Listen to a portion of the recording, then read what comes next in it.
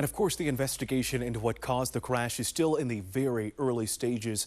Lots of questions, though, over the military helicopter's height and its path. ABC 7 News reporter J.R. Stone spoke to aviation experts about the signs investigators will certainly be looking for. The investigation is in full swing along the Potomac River next to Ronald Reagan Washington National Airport in Washington, D.C. as to what may have gone wrong and caused an American Airlines commercial jet and a Black Hawk helicopter to collide, as seen in this EarthCam video. We spoke with former NTSB investigator Greg Fife and former Black Hawk helicopter pilot Elizabeth McCormick. The one concern I really have is why the Black Hawk crew was not at 200 feet or lower. They should not have been that high. That, in my opinion, unless there was a mechanical issue, that would be pilot error.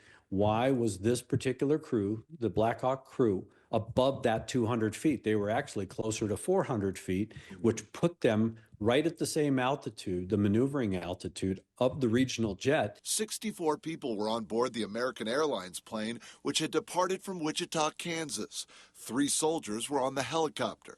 There are also questions as to what regional jet, or RJ, the Black Hawk pilot saw before the collision. When the controller issued, "Hey, do you see that RJ?"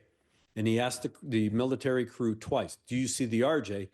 They didn't respond in the affirmative of, "I see the RJ." They said, "We have the aircraft."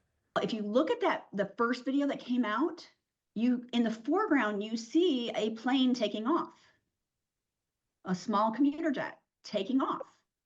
And the helicopter was heading towards that small commuter jet.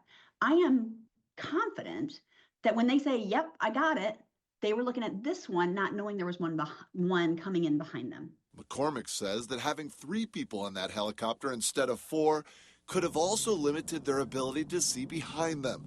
Both Fife and McCormick say that investigators will try to determine if night vision goggles were still being worn, which could have created more of a problem in the brighter area near the airport. It's possible, and it's most likely, that they had absolutely no idea they were about to be in a collision. J.R. Stone, ABC 7 News.